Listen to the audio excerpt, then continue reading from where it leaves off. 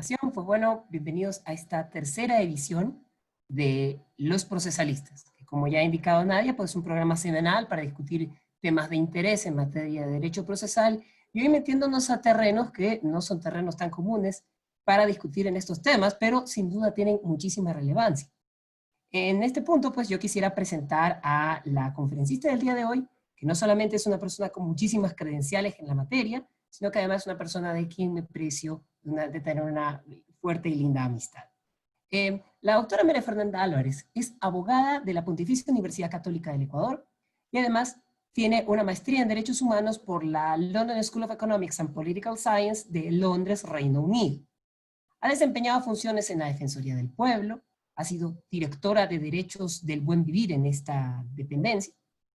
También ha estado en el Ministerio de Justicia y Derechos Humanos como directora de Derechos Humanos y actualmente se desempeña como directora nacional de Derechos Humanos de la Procuraduría General del Estado. Es decir, representa al Estado en los procesos en el contexto del Sistema Interamericano de Derechos Humanos y el Sistema Universal de Naciones Unidas.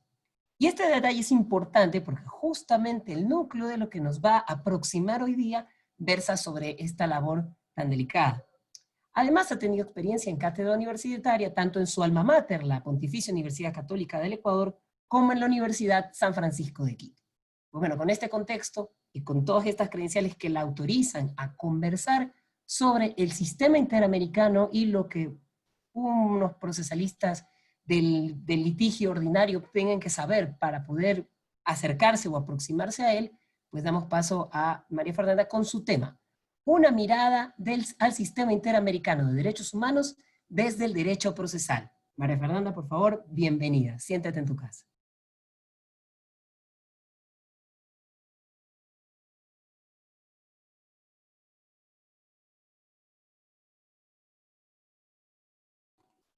Ahí te acabo de habilitar. Perfecto. Ahora sí. Muchas gracias, Milton. Espero hacer honor a tan generosa presentación. Buenas tardes con todos y todas. Y en principio, muchas gracias por la invitación. Es realmente un gusto y un honor poder estar esta tarde compartiendo con ustedes. Y como les decía, espero cubrir las expectativas de este tema que ha generado su interés. Entiendo que por eso están el día de hoy acompañándonos.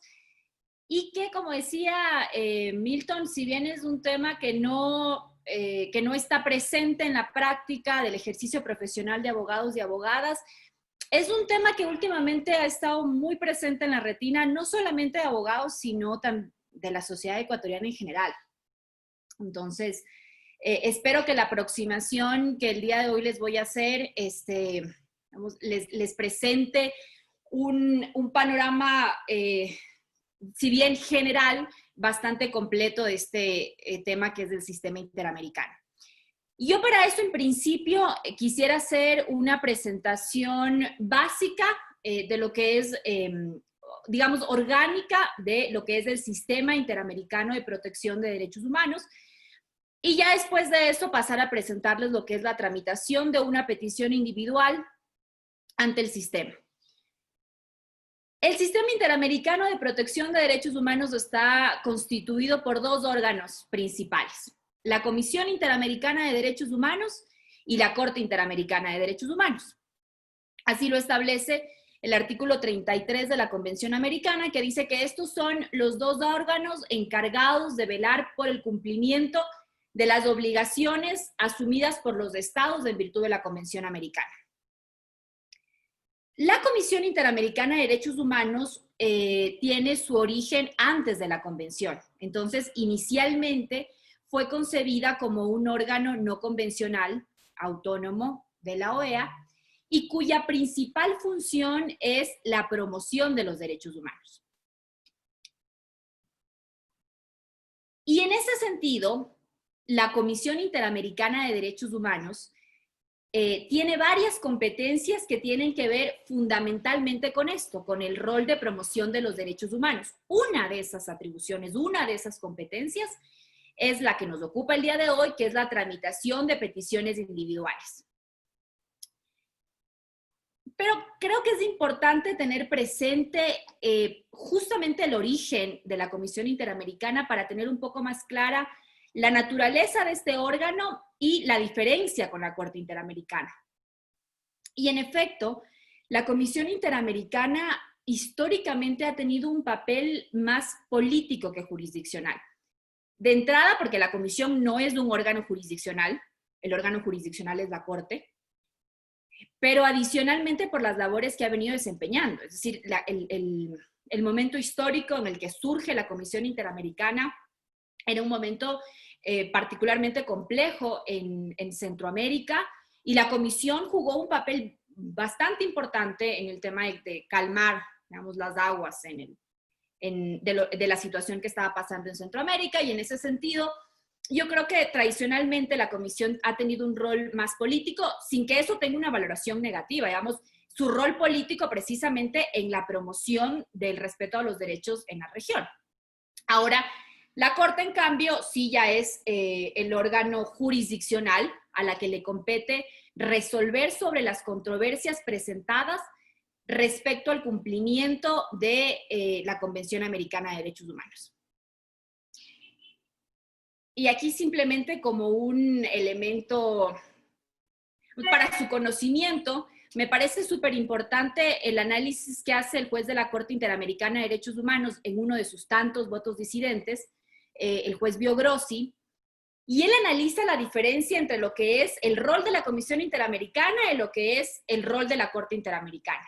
Y el juez Biogrossi dice que a la Corte Interamericana no le compete el rol de promover los derechos humanos, porque ese rol es específico de la Comisión. Y dice que en ese sentido la Comisión tiene un rol que en ese sentido la Comisión tiene un rol activista. El juez Biogrossi califica la labor de la Comisión Interamericana de Derechos Humanos como una labor activista. Y el juez Biogrossi dice, evidentemente, en el sentido positivo de la palabra activismo. Y que en cambio ya la Corte Interamericana es una instancia, digamos, jurisdiccional propiamente dicha.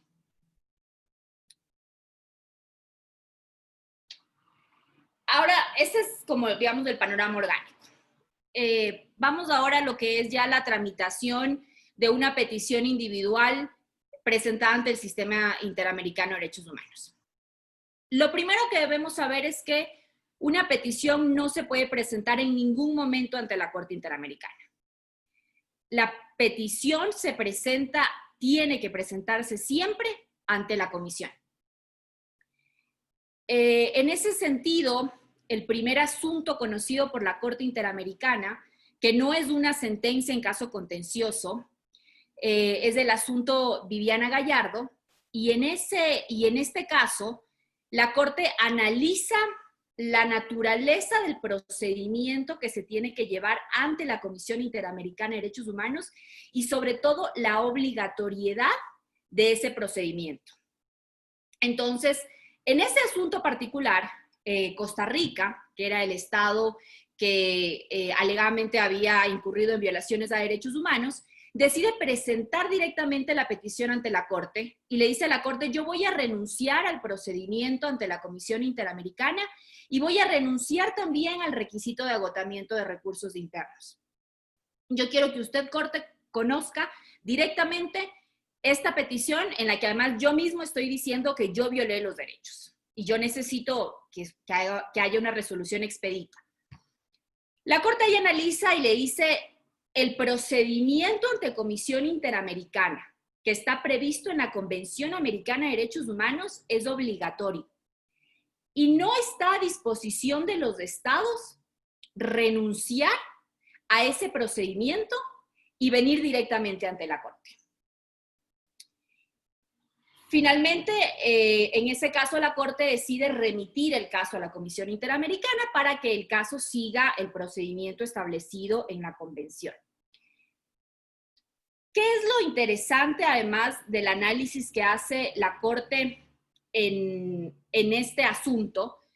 Nuevamente, la Corte analiza la naturaleza de este procedimiento y el rol de la Comisión. Y en esta resolución, la Corte asimila el rol de la Comisión Interamericana a un Ministerio Público Interamericano. La Corte dice, la comisión tiene ciertas potestades de investigación que le son más restringidas a la Corte.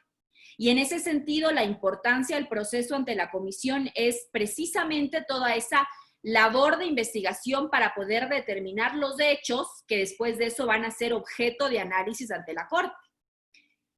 Y adicionalmente, dice la Corte, en esta fase la comisión tiene también la posibilidad de buscar un acuerdo entre la víctima, y entre la presunta víctima todavía, y el Estado. Y entonces, el procedimiento previsto ante la comisión está previsto también en beneficio de la víctima, precisamente porque puede hacer uso de esta posibilidad de llegar a un acuerdo. Yo ahí considero, y eso ya lo revisaremos al final, que debería analizarse finalmente la pertinencia de todo este proceso que se sigue ante la Comisión Interamericana antes de llegar a Corte, y que es un proceso bastante largo. O sea, un proceso ante la Comisión Interamericana desde que se presenta hasta que se llega a tener sentencia puede llegar a durar fácilmente 18 años. Pero en todo caso, eso fue lo que analizó en este asunto de la Corte. Entonces, el primer elemento ahí es que una petición tiene que ser presentada ante la comisión. Jamás se puede recurrir directamente ante la Corte. O sea, cuando en noticias o cuando se hable de que se acudió, de que voy a ir a la Corte Interamericana, bueno, eso no se puede hacer directamente. Primero hay que ir ante la comisión. ¿Quién puede presentar una petición ante la Comisión Interamericana?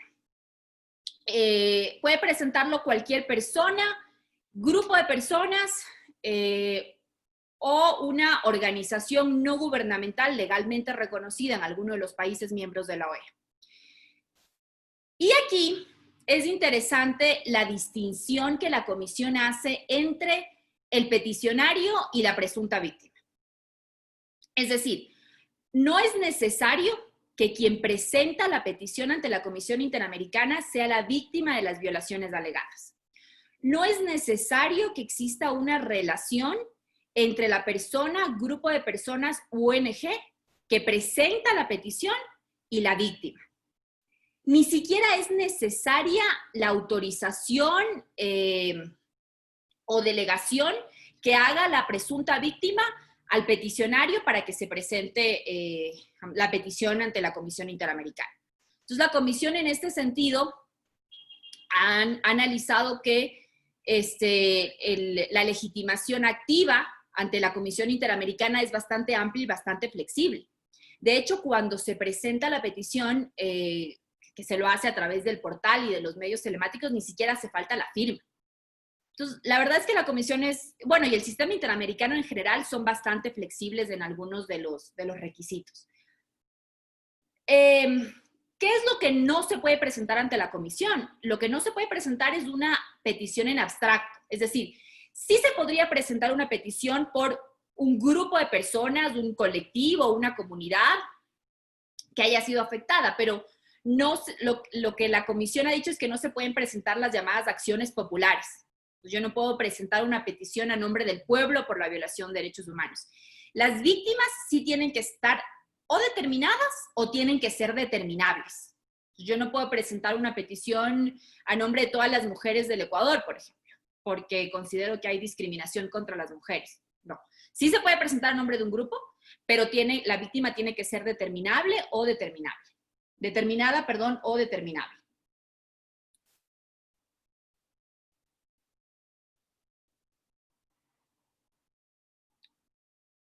Entonces, ante comisión, existen dos fases en la tramitación de una petición.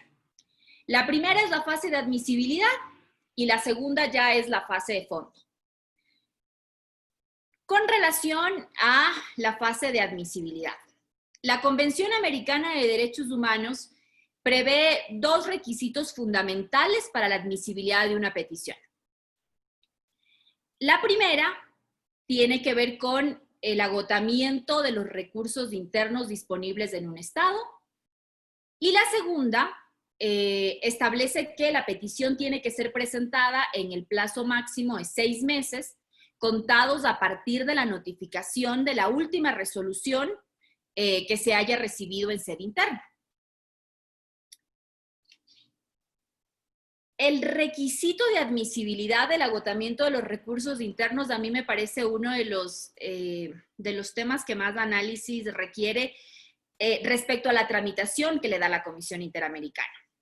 Entonces, el requisito del agotamiento de los recursos internos se fundamenta en una de las características principales de todos los sistemas internacionales de protección de derechos humanos, que es el carácter subsidiario de los sistemas internacionales. Yo no puedo acudir directamente a solicitar la protección internacional del organismo. Yo tengo que primero haberle dado al Estado la oportunidad de responder internamente a la alegada violación. Y les digo que para mí es una de las características, es uno de los requisitos más importantes, es uno de los requisitos, digamos, es uno de los principios pilares del sistema internacional de protección, porque este sistema es concebido como un sistema excepcional. Entonces, yo no recurro a la protección internacional como regla general, yo recurro a la protección internacional nuevamente en una situación excepcional. ¿Por qué creo que es un tema que debería analizarse? Por el criterio que ha establecido la Comisión Interamericana de Derechos Humanos, ratificado por la Corte, respecto al momento procesal en el que se analiza el cumplimiento de este requisito. La Convención establece que la Comisión no deberá admitir una petición presentada que no cumpla con el agotamiento de los recursos internos. La Comisión y la Corte son del criterio de que la valoración del cumplimiento de este requisito se da cuando la Comisión decide sobre la admisibilidad de la petición. ¿Qué es lo que pasa? Entre que se presenta la petición y se resuelve sobre la admisibilidad, pueden pasar, de hecho, pasan varios años. Entonces, claro, la situación procesal cambia. La situación de la petición se va modificando. Esta valoración, digamos, este criterio que ha establecido la Comisión Interamericana es distinto al que establece el Sistema Europeo de Protección de Derechos Humanos. En el Sistema Europeo de Protección de Derechos Humanos, la valoración del cumplimiento de este requisito se hace en el momento en el que se presenta la petición. O sea, si al momento en el que se presenta la petición no se han agotado los recursos internos, esa petición es inadmisible. Lo que pasa en el sistema interamericano es que, si es que cuando yo presenté la petición todavía no había agotado los recursos internos, pero en todo el transcurso hasta que la comisión decide la admisibilidad, yo ya agoté esos recursos internos, entonces la petición es admisible. Y ahí nuevamente, el juez de la Corte Interamericana, el juez Biogrossi, ha tenido varios votos disidentes sobre este punto en particular. Tal vez este es uno de los puntos en los que el juez Biogrossi ha tenido una línea sostenida de protesta respecto al criterio establecido en el sistema interamericano.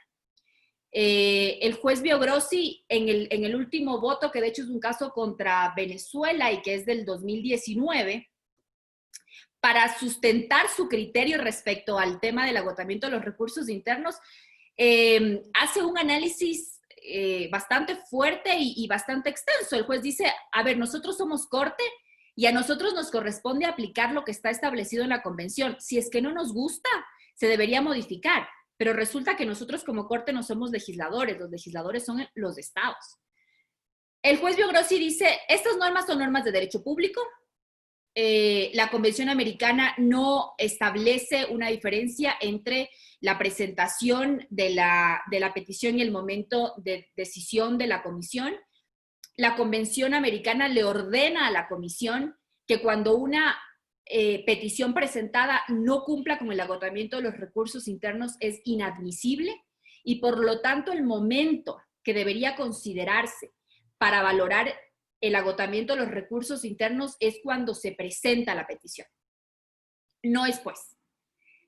Pero en todo caso, más allá de que se pueda alegar que no debería ser así, el criterio de la comisión es ese y es un criterio ratificado por la Corte Interamericana de Derechos Humanos, que como les decía, para mí es un tema que merece que merece análisis jurídico más allá de que se logre o no modificar la decisión de la Corte. Y luego, como les decía, el otro requisito de admisibilidad que se tiene es la presentación en el plazo de los 6 meses. Aquí nuevamente la comisión ha sido bastante flexible. Una petición podría presentarse incluso fuera de este plazo de los 6 meses. De hecho, nosotros quiero decir, el Estado, ha tenido peticiones que se han presentado días, 15 días, 4 días, no sé, luego de los 6 meses, y que la comisión de todas maneras los ha aceptado. Aquí lo que a mí me parece criticable es que no exista un criterio claro, unos parámetros claros respecto a cuándo se va a perder, o sea, digamos, por qué razón se tiene esta flexibilidad en lo de los 6 meses y cuántos días, o cuál es el parámetro para establecer cuántos días me excedo. Me puedo exceder 3 días, me puedo exceder 15, me puedo exceder un mes. Y lo que termina siendo, vamos, cuestionable es que eso pueda estar árbitro del organismo, que más allá de que sea un organismo internacional y obviamente goza de legitimidad, lo que se les reclama a los estados es justamente la seguridad jurídica y el establecimiento de normas previas claras y aplicables. Creo que hay algunos momentos en los que tal vez eso no se ve con tanta claridad en el sistema interamericano. Entonces, en fase de admisibilidad, bueno, primero ahí hay 2 momentos en fase de admisibilidad. Hay un primer momento en que se tiene una revisión general del cumplimiento de los requisitos, en el que la comisión podría o archivar simplemente la petición o pedirle al peticionario que aporte con más información. Y esa es una parte que todavía no se notifica al Estado. Esa es una revisión que hace la comisión al interno y que de hecho cuando no se decide tramitar peticiones se notifica a los peticionarios sin mayor justificación. La comisión simplemente les notifica que ha decidido no dar trámite. Y luego ya si pasa esta como primera fase, que es una fase bastante preliminar, la comisión le notifica al Estado con el inicio del trámite y le solicita que presente sus observaciones sobre la admisibilidad. Le da un plazo. Aquí también es útil conocer, no sé si sea beneficioso o no, pero los plazos ante la Comisión Interamericana no son plazos fatales. A diferencia de lo que pasa con la Corte Interamericana, en el que sí, si es que se le da al Estado y a los representantes un plazo, se tiene que cumplir. Si se presenta 1 hora después, ya no se recibe. En la comisión los plazos no son plazos fatales, pese a que en el reglamento sí están establecidos cuáles son los tiempos que tiene cada una de las partes para presentar sus observaciones.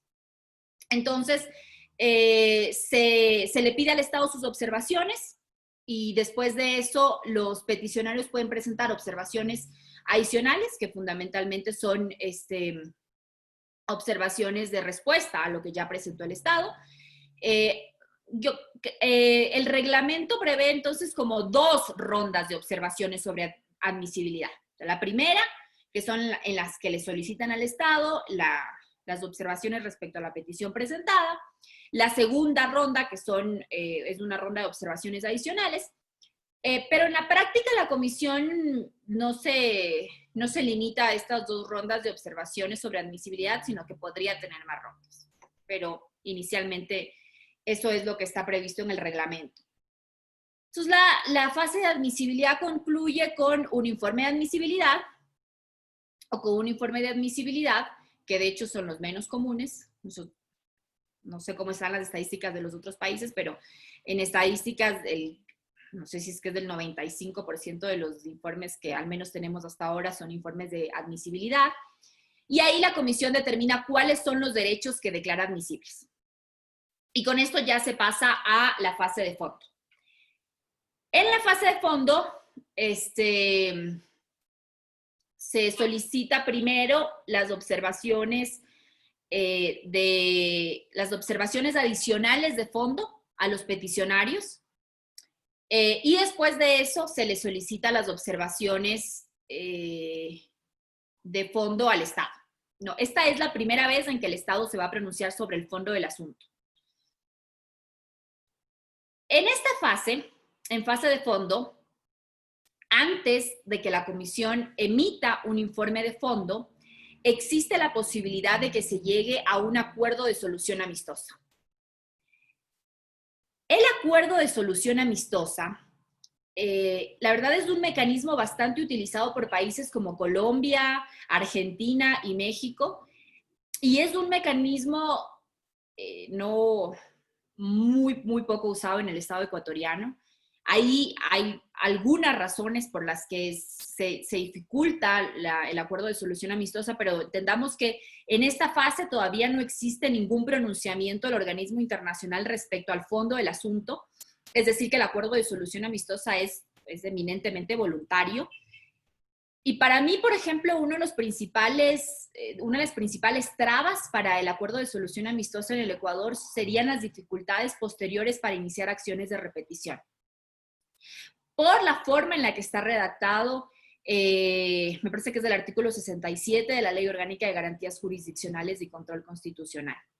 Entonces, les digo, para mí una de las principales, más allá de todas las demás dificultades que pueden revestir el tema del acuerdo de solución amistosa, los países que utilizan mucho este mecanismo han emitido leyes para regular esto, tanto para el mecanismo del acuerdo como para cuestiones como la determinación de los montos y las reparaciones, por ejemplo.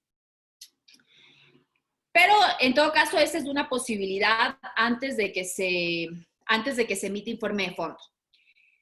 Una vez que se ha emitido informe de fondo, lo que podría pasar es que se llegue a un acuerdo de cumplimiento de ese informe de fondo. Entonces, ¿qué es un informe de fondo emitido por la comisión? Es el pronunciamiento del organismo internacional respecto al caso.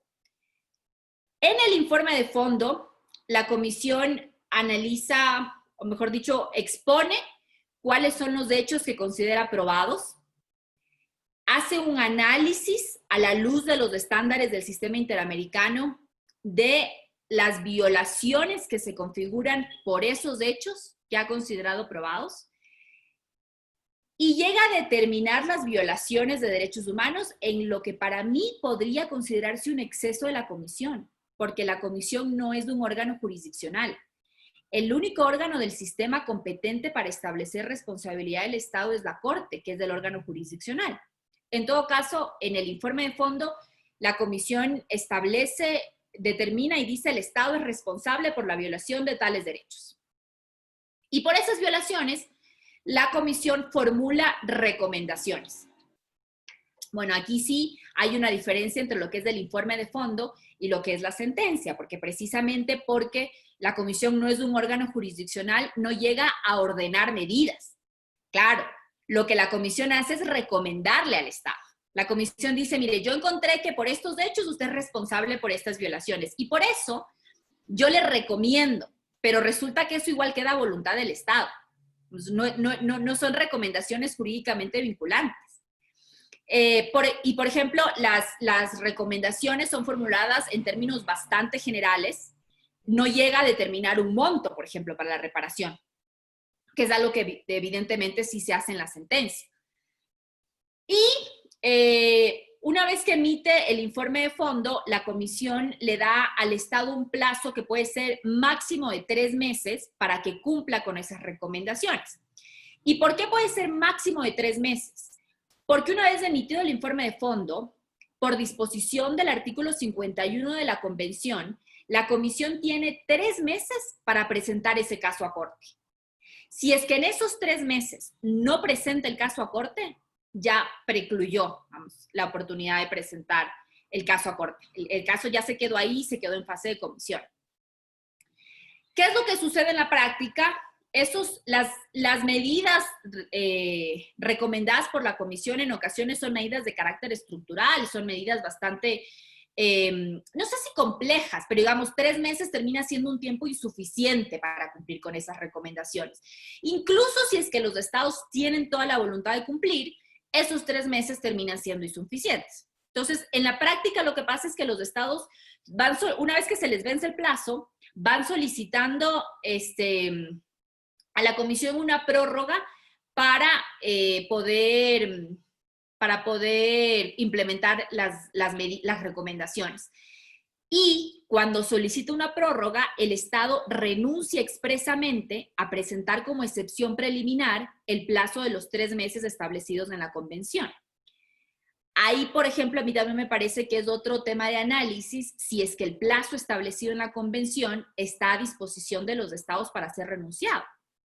O es un plazo que precisamente por estar establecido en la convención, es un plazo, justamente por ser normas de derecho público, ese es un plazo que debe cumplirse. Y si no se cumple, incluso si es que el Estado decide renunciar a la excepción preliminar, ya pasó el tiempo que la comisión tenía para presentar el caso a corte.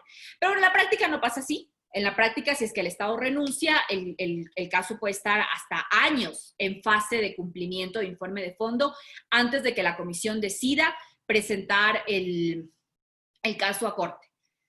Entonces aquí lo que podría pasar es que el Estado podría firmar, por ejemplo, un acuerdo de cumplimiento del informe de fondo y eventualmente cuando el caso se cumpla, cuando las recomendaciones, digamos, se cumpla, la comisión decide publicar ese informe, pero más allá de eso ya el caso no va a pasar a corte, el caso se va a morir ahí. Y otra de las posibilidades que existe es que hay casos que, por ejemplo, la comisión ha decidido publicarlos, más allá de que haya existido un acuerdo con el Estado, por las valoraciones que deba hacer. Yo creo que deberían haber muchos más casos publicados. Eso ya lo podría decir ya al final en el tema de conclusiones. Pero esa es una posibilidad también, que la comisión decida publicar el caso y que se quede en fase de cumplimiento y que no vaya a la Corte Interamericana.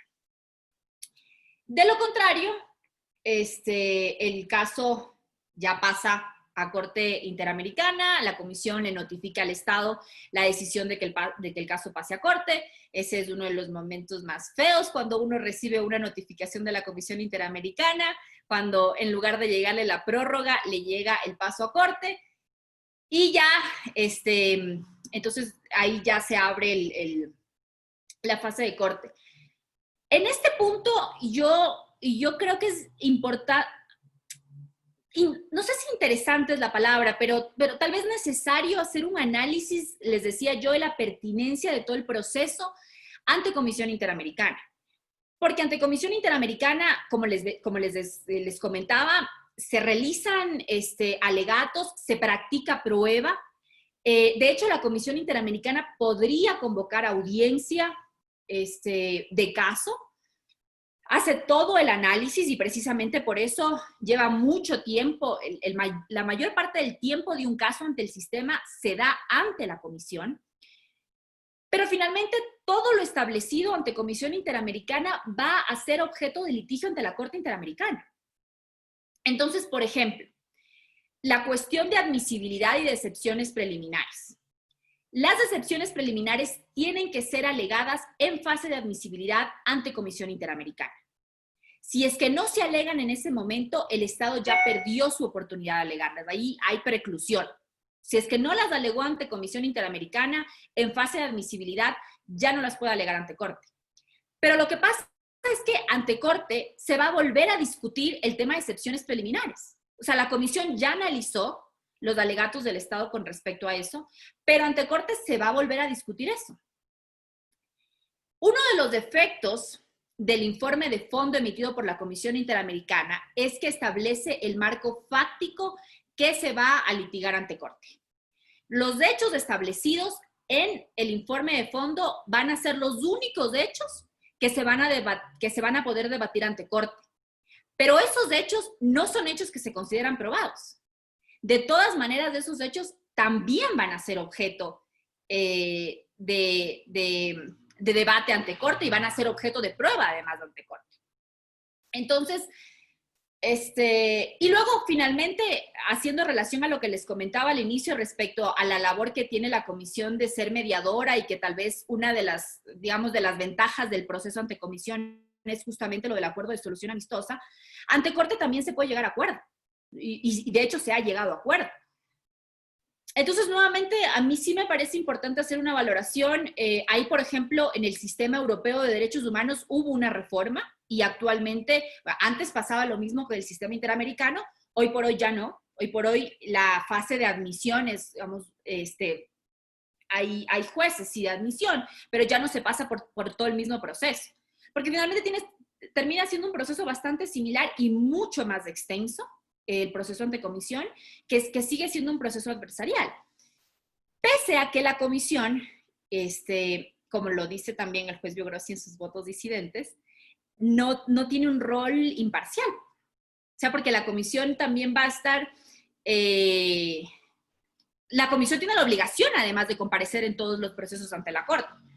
Y obviamente la comisión va a defender lo que estableció en su informe de fondo, y en su informe de fondo además va a ser la determinación de las responsabilidades. Entonces, ahí a mí sí me parece precisa, por ejemplo, la comparación que en su momento se hizo a la comisión con un Ministerio Público Interamericano. Otro tema ahí, tal vez solamente para su conocimiento, es que el rol de la Comisión Interamericana ante la Corte perdió bastante protagonismo con las últimas reformas, porque antes el rol protagónico lo tenía la Comisión ante Corte. Hoy por hoy el principal rol es de los representantes de las víctimas. El principal rol en alegatos y sobre todo en práctica de pruebas. La Comisión, por ejemplo, cuando solicita un peritaje ante Corte, tiene que justificar el interés interamericano para eso. Entonces, no es que lo pueda hacer en cualquier momento. Los representantes, en cambio, sí tienen más libertad para eso, así que hoy por hoy el papel de los representantes ante la Corte es mucho más relevante y mucho más protagónico. No sé ya finalmente cuánto tiempo estoy y si me he excedido, pero solamente así como para hacer chiquito la fase ante Corte. El antecorte, como les decía, la comisión ya remite todo el expediente ante la Corte Interamericana, y después de eso los representantes tienen un tiempo para presentar su escrito de solicitudes, argumentos y peticiones, que es conocido como ESAP, que es su demanda. Ahí también anuncian cuál va a ser la prueba que van a presentar, la prueba documental, la prueba pericial, la prueba testimonial. Después de eso se corre traslado al Estado, que tiene también tiene 2 meses para poder responder a ese ESAP. Y nuevamente en su contestación el Estado ahí tiene que también anunciar su prueba, la misma prueba que puede ser anunciada por los representantes. Y después de eso viene una fase de impugnaciones de lado y lado. Bueno, la comisión también puede hacer observaciones, impugnaciones tanto a los declarantes como a los peritos propuestos. Y ya luego de este intercambio de observaciones y de impugnaciones, la Corte tiene la potestad de convocar audiencia. Esto es importante saber que esto es facultativo, aunque en la mayoría de casos la Corte Interamericana convoca audiencias, termina siendo excepcional los casos en los que resuelve sin convocar audiencia. La audiencia es potestativa y de hecho ni siquiera es que tiene que justificar por qué razón no convoca. Claro que la Corte entiende que el momento de la audiencia es posiblemente de los momentos cumbre para las víctimas de las alegadas violaciones, y precisamente por eso en la gran mayoría la Corte decide convocar audiencia. Y después de eso, ya la Corte, bueno, después de eso viene una fase en que se presentan los alegatos finales escritos, que además se basan en las observaciones realizadas por la Corte en el momento de la audiencia, y ya después de eso se emite la sentencia. A mí aquí me parece también importante recordar que en fase ante Corte no existe ninguna posibilidad ni de recurso ni de solicitar aclaración a alguna de las sentencias, y yo tengo algunos ejemplos de algunos casos en los que sí haría falta que la Corte aclare ciertos puntos o que no resolvió, o que, bueno, puntualmente que no resolvió, pese a que estaban planteados y que tenían que haber sido resueltos. Y esto me parece que tanto por parte del Estado como por parte de las víctimas. La única posibilidad que tienen, la única posibilidad que se tiene de la sentencia es la posibilidad de interpretación. Pero la verdad es que la interpretación, la solicitud de interpretación es bastante limitada. Y ya finalmente luego de eso viene la fase de seguimiento al cumplimiento de la sentencia emitida por la Corte. Y creo que así, en términos generales y bastante rápidos, he intentado darles un panorama en la medida de lo posible completo de lo que es el litigio ante el sistema interamericano. Bueno, yo quiero, en primer lugar, agradecer y destacar la calidad sucinta, la calidad de síntesis para mencionarnos este mundo y tener una aproximación. Y una aproximación que nosotros, los que estamos escuchando, podemos incluso, para poderlo comprender, hacer paralelismos con cuestiones relacionadas a los procesos de la jurisdicción nacional a los que estamos más familiarizados. Yo en eso me he quedado sorprendidísimo para bien. Agradecemos muchísimo a María Fernanda esta sucinta. Yo tengo un montón de notas y justamente vamos a continuación a esta parte de diálogo y preguntas. Y para la primera interrogante, quisiera darle paso pues pues, nuestra moderadora, no es moderadora, ¿cómo es la palabra? A nuestra maestra de ceremonias de todos los procesalistas, que es nuestra querida Nadia, que tiene preparada una pregunta para ti, María Fernanda. Nadia, por favor. Gracias, Milton. Gracias a todos los que están aquí presentes. María Fernanda, un gusto conocerte y un gusto escucharte. Me ha parecido completa tu conferencia. Soy muy amante del derecho internacional y sobre todo me considero una activista de los derechos humanos y estoy muy pendiente de todo lo que hace la Comisión y la Corte, etcétera, etcétera. Y es aquí donde me han surgido varias dudas, ¿no? Sabemos que con la entrada en vigor de la Convención Americana de Derechos Humanos, a la Comisión se le otorgaron otras funciones u otras facultades, entre ellas la de emitir recomendaciones a los estados. Y es lo que tú has hablado respecto de cuando se hacen las peticiones individuales y la comisión recomienda, y bueno, se entiende que el estado o los estados en el plazo determinado deben de cumplir con estas recomendaciones.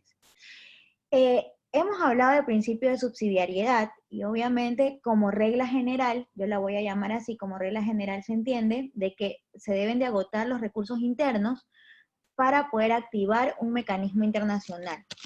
¿Ya? No obstante, el artículo 8 de la Convención Americana de Derechos Humanos refiere a la protección de las garantías judiciales. ¿Qué pasa, María Fernanda, cuando el Estado se niega a investigar o el Estado niega el acceso a la justicia? Si el Estado me está negando el acceso a la justicia o se niega a investigar, es evidente que es imposible que yo pueda agotar los recursos internos porque el Estado no me lo está permitiendo. Entonces, ¿vale solamente decir que el sistema interamericano de derechos humanos es subsidiario o en medida del cumplimiento de los derechos que el Estado haga a los que se encuentran establecidos en la Convención, también va a tener una suerte de complementario? Es bien sabido de que a la luz de la protección de los derechos humanos, el primer llamado a protegerlos son los estados, sí, es verdad, ¿ya? Y que luego de eso viene el Sistema Interamericano de Derechos Humanos a complementar esa protección. Pero ¿qué pasa cuando el Estado no lo hace? Incumple ese deber, incumple esa obligación. Igual no podría acceder porque no agoté los recursos porque el propio Estado no me permitió, o también tiene suerte de complementariedad. Muchísimas gracias, María Fernanda.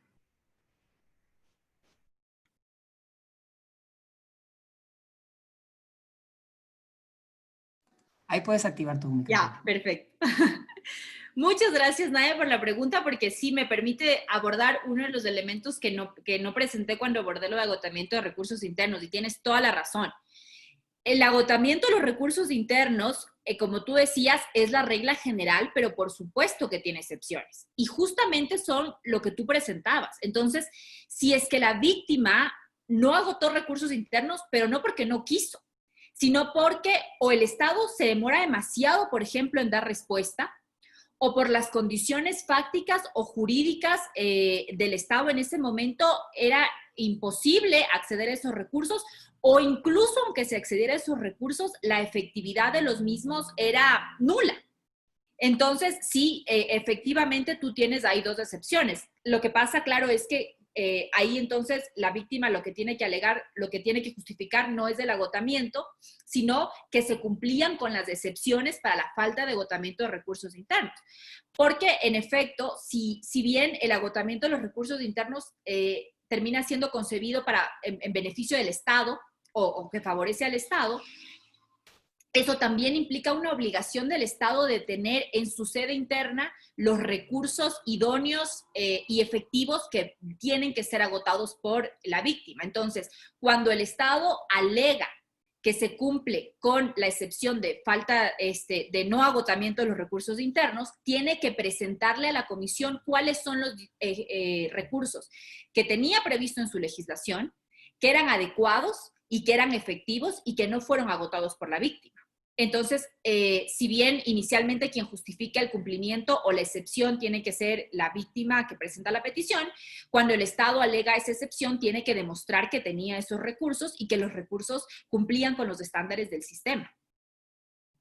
Sí, efectivamente ahí están las excepciones que además están previstas también en la convención, por supuesto que sí. Pero esto no terminaría siendo que el Estado se va a beneficiar de su ineficiencia y no va a poder ser llevado a instancias internacionales. Muchísimas gracias, María Fernanda. Y la verdad es que Nadia ha empezado con un puntazo esta ronda de charla, porque a propósito justamente de la disertación de María Fernanda, pues hemos visto que ella ha hecho un panorama sobre la actuación de la Comisión antes de llegar a la Corte Interamericana. Y justamente uno de los primeros puntos están relacionados con la admisión. Un poquito más adelante, tomando aún dentro del contexto de la actuación de la Comisión, yo quisiera hacer una pregunta. María Fernanda, tú has mencionado que existen 2 etapas en la admisibilidad. Si esta primera etapa, donde, si lo comprendí bien, se hacen esta verificación de estos 2 requisitos fundamentales, ¿no? La idea del plazo de 6 meses, la idea del agotamiento con estos detalles, y esta segunda etapa donde ya el Estado participa, y se hacen estas rondas de observaciones. En concreto, las rondas de observaciones implican actuaciones in situ de la comisión se desplaza, implica solamente un papeleo burocrático. ¿Cuál es el contexto de estas rondas de observación?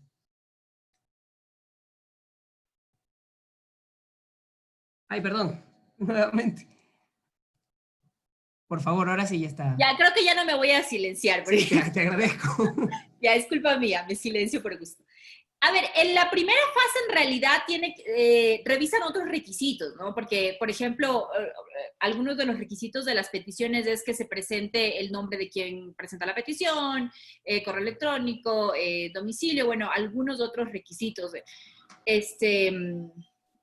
Bueno, también el tema de los 6 meses y obviamente hace una revisión inicial, pero es como un filtro de forma. Yo sé que igual seguimos estando en admisibilidad, pero es más bien un filtro de forma, de que la petición cumpla con los requisitos mínimos para que puedan conocer esa petición. Ya la fase en la que participa el Estado sí ya es una parte más bien de alegatos, y sabes que fundamentalmente lo que pasa en esta fase es que el Estado aporta información. Yo les decía que los plazos ante Comisión Interamericana no son plazos fatales, y posiblemente una de las razones es porque la Comisión necesita la información que le presenta al Estado, que es información oficial, para poder tener más elementos de resolución. Si bien en esta fase todavía es una fase en la que no se analiza el fondo, la información que va a aportar el Estado es información que construye el caso en general. Entonces, en esta fase no tienes, digamos, diligencias de la comisión como tal, porque nuevamente es un tema de revisar si es que los 2 requisitos ahí fundamentales. También analizas temas de competencia, ¿no? Que serían como discusiones de derecho. Pero para responderte en términos de cuál es la principal actuación que pasa en esta fase, yo creería que es del aporte de información y de documentos que hace el Estado. Justamente cuando quiere justificar las alegaciones que hace, tiene que presentar información. Eso es lo que pasa ahí. Y ya luego las alegaciones que se hacen de lado y lado. Perfecto, muchísimas gracias. Justo en este contexto, o por lo menos en quisiera hacerte una pregunta sobre el polémico artículo 25 del reglamento de la Comisión. En el artículo 25 del reglamento de la Comisión, pues se menciona la idea de que la Comisión, con fundamento en el 106 de la Carta de Organización, 421 de la Convención, etcétera, puede emitir medidas cautelares. En el contexto del trámite que nos has mencionado en comisión, ¿en cualquiera de estas etapas podría emitir medidas cautelares o tendría que ser ya en la revisión de fondo antes del informe de fondo? En cualquier momento, en efecto, sí es un artículo polémico. Que además cada vez tiene más aceptación. De hecho, yo creo que ya en este momento tiene... Legitimado en el imaginario, ¿no? O sea, en la práctica se ha legitimado. Voy a comentar, digamos, una infidencia, no le cuenten a nadie, pero... o sea, incluso en los momentos en los que el Estado ecuatoriano cuestionó más férreamente el artículo 25, se cumplían con las medidas. Y pues claro, lo que pasa es que se discutían, tal vez creo que hubo tal vez alguna medida en la que finalmente se consideró que la comisión excedía porque llegaba incluso a disponer cuestiones sobre procesos judiciales en curso, pero se cumplía. Entonces, para mí en este momento ya ha habido una aceptación de facto de esa competencia de la comisión. No sé si es que es política, porque no es políticamente correcto o por qué, pero ya en este punto yo entiendo que la mayoría de estados aceptan eso. ¿En qué momento? En cualquier momento. Las medidas cautelares pueden ser medidas cautelares, como en el Estado ecuatoriano, como en lo nacional, pueden ser autónomas o se pueden presentar en conjunto con el caso, y pueden ser ordenadas en cualquier momento. A mí, por ejemplo, una de las cuestiones que me parece más debatible de esta competencia que tiene la comisión es que hay ocasiones en las que por el tiempo que se demora la comisión en resolver el otorgamiento de las medidas cautelares, termina desnaturalizándose el mecanismo de medidas cautelares, porque en efecto hay casos en los que se demora incluso en notificar la petición al Estado y puede llegar a demorarse hasta un año, por ejemplo. Entonces, si es que uno de los requisitos para que des una medida cautelar es la urgencia, si es que como organismo tú te demoras tanto tiempo en resolver, termina siendo que la alegada situación de riesgo no es tan urgente como debería serlo a la luz del artículo 25. Pero en todo caso puede hacerlo en cualquier momento. Perfecto, perfecto. Bueno, pues esto sí ha generado polémica, no solo a nivel nacional, ustedes recordarán las críticas que en un gobierno anterior se realizaron a esta disposición. De hecho, hace pocos años, pues en un caso con connotación política en el hermano país del norte, también se realizó un montón de crítica. Qué bueno pues ver que este tipo de cuestiones nos acercan más. Justamente con este punto quiero ir a un tema un poco súper procedimental. El informe de fondo. Este informe de fondo, un paso final ante la comisión, o bueno, este informe de fondo que pasa a ser parte junto con todo el expediente del expediente ante Corte Interamericana, pero como tú nos has comentado, pues el ESAP lo presenta tanto las víctimas, los representantes de las víctimas, como el Estado. Te lo comento por qué, porque si uno hace un paralelismo, el abogado litigante nacional quiere tratar de hacer paralelismos, pues bueno, tiene el paralelismo de la demanda con el ESAP, con sus diferencias puntuales. Pero el informe de comisión, en ese paralelismo, ¿qué valor tiene? ¿Tiene valor de prueba? ¿Tiene valor de puntapié inicial? ¿Qué valor podría tener? ¿O es simplemente eso, un informe? Como les decía, para mí la única función que cumple, o tal vez, como decías, el único valor que tiene ahí el informe es que establece el marco fáctico. O sea, solamente los hechos establecidos en el informe de fondo van a ser objeto de litigio ante Corte. En el asunto Viviana Gallardo, que era el que les comentaba, la Corte dice expresamente que ese informe de fondo no es vinculante para el Estado. Perdón, no es vinculante para la Corte. Es que además no termina siendo vinculante ni en tema de decepciones preliminares, ni respecto a los artículos que a los derechos se considera violados, ni siquiera respecto a los hechos, pero como les decía, los hechos también se van a debatir. Pero en ese punto tengo una duda. Si solamente determino el marco fáctico, el análisis de la Corte en su sentencia, ¿podría ir a derechos distintos de los mencionados en el informe de fondo? Sí. Podría declarar violaciones a derechos no establecidos por la comisión y podría no declarar violados derechos que la comisión sí consideró violados. Y de la misma manera, si bien determina el marco fáctico, la Corte podría considerar que hechos establecidos en ese informe de fondo no han sido suficientemente probados. Ahora, el tema probatorio ante Corte Interamericana también es un tema bastante flexible, obviamente por la naturaleza del proceso internacional, incluso por los tiempos que transcurren. Pero de todas maneras es un tribunal y entiende que como tribunal la actividad probatoria es fundamental porque solamente en base a eso la Corte va a poder hacer las determinaciones. Entonces, incluso hechos establecidos en el informe de fondo podrían considerarse no probados ante Corte. Nos quedan un montón de preguntas en el tintero, pero tomando en cuenta la coyuntura internacional, a propósito de este gran rol de la Comisión, tengo que hacerte una pregunta que es, lógicamente, en contexto procesal, pero también un poco política. Tú has mencionado que la Comisión tiene estos ribetes políticos y ahorita está viviendo una fase interesante. Parece ser especie de rifirrafe o de fricción que existe con el secretario de la Organización de Estados Americanos, que no ha dado paso pues a la renovación de Abreu como comisionado o como pues presidente de la comisión sería. Ahora, una pregunta. Secretario Ejecutivo, muchas gracias. Una pregunta en ese contexto. En el contexto de la fricción, no hablando de la fricción, en el contexto de la fricción tenemos el paralelismo europeo. En el paralelismo europeo, a partir de esta reforma 11, número 11, deja de existir la comisión. La pregunta es, más allá de que seguramente en Europa, pues, la comisión, o sea, seguramente en Europa llegaron por otros derroteros de contexto de su unión a propósito de eliminar la comisión, nuestros contextos son distintos. Tú has mencionado las desventajas de la comisión a propósito de tiempo, porque se hacen doble revisión de algunas cosas, pero también las ventajas de la comisión, incluso en estos espacios para poder llegar a acuerdos. Una pregunta, bajo tu visión, ¿tú crees que la comisión tiene sus días contados en la estructura del sistema interamericano? Una. Y dos, ¿tú crees que sea necesaria una reforma del sistema y, a tu criterio, en qué pinceladas? Con respecto a la primera pregunta, un no categórico. Al menos en el corto y mediano plazo, yo no creo que se modifique el sistema interamericano haciendo desaparecer a la comisión. Yo creo que la comisión tiene un peso político, nuevamente sin que el término político tenga una valoración negativa, yo creo que tiene un peso político incluso más fuerte que el de la Corte.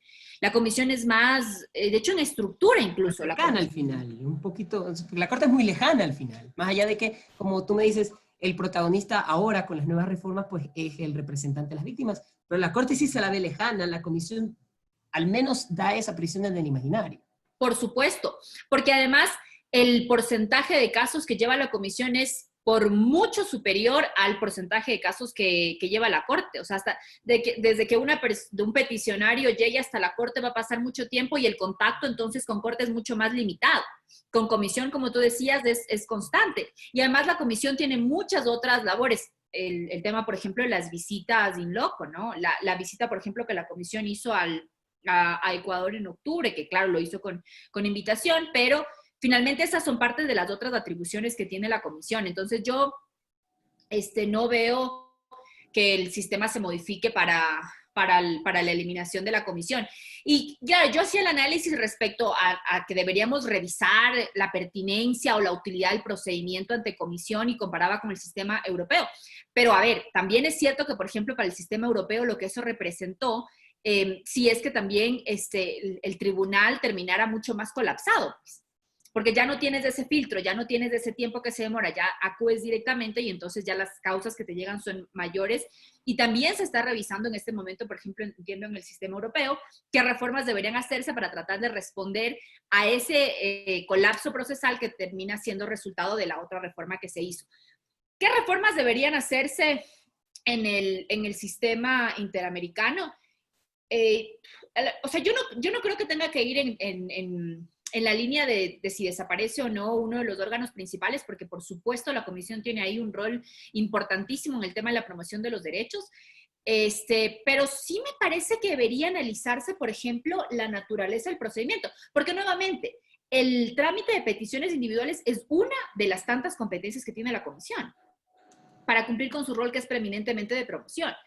Y eso, o sea, revisar el tema de la naturaleza del procedimiento que se sigue ante la comisión, porque si es que tú vas a terminar discutiendo nuevamente todos los temas ante Corte Interamericana, termina siendo una duplicación de procedimientos. Entonces, como yo creo que en ese sentido deberían hacerse los debates respecto a cuáles deberían ser las reformas que serían nuevamente en beneficio de los peticionarios, que son los que pasan tanto tiempo en un caso ante el sistema.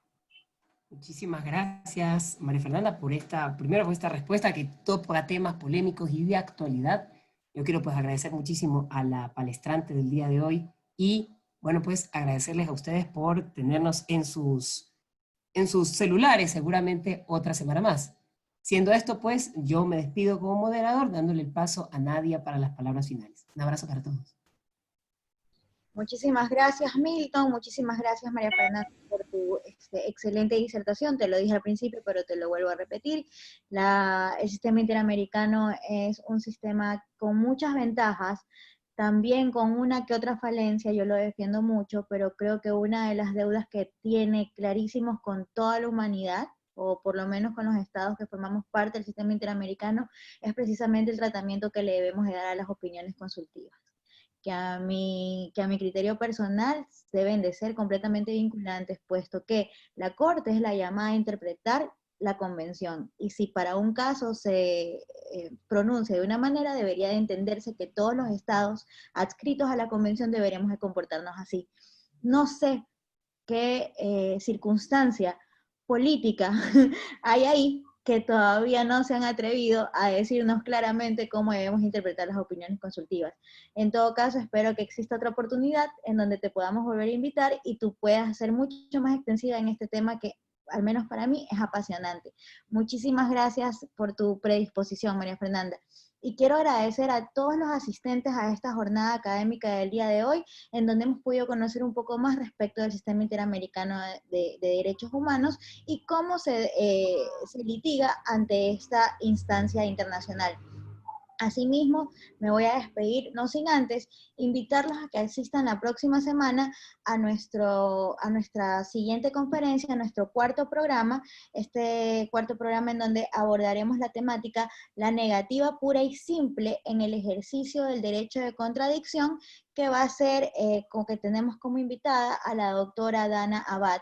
Esto será el día viernes 11 de septiembre del 2020 a las 17 horas a través de la plataforma Zoom y a través de la página de Facebook Los Problemas del Proceso. Esto fue Los Procesalistas, dirigido por el doctor Jorge Luis Mazón, vicepresidente del Instituto Ecuatoriano de Derecho Procesal, moderado por el doctor Milton Velázquez y conducido por quien les habla, la abogada Nadia Villón Rodríguez. Un gusto, buenas tardes, que tengan un excelente fin de semana. Nos vemos la próxima semana. El próximo viernes. Chao. Chao. Buenas tardes. Chao.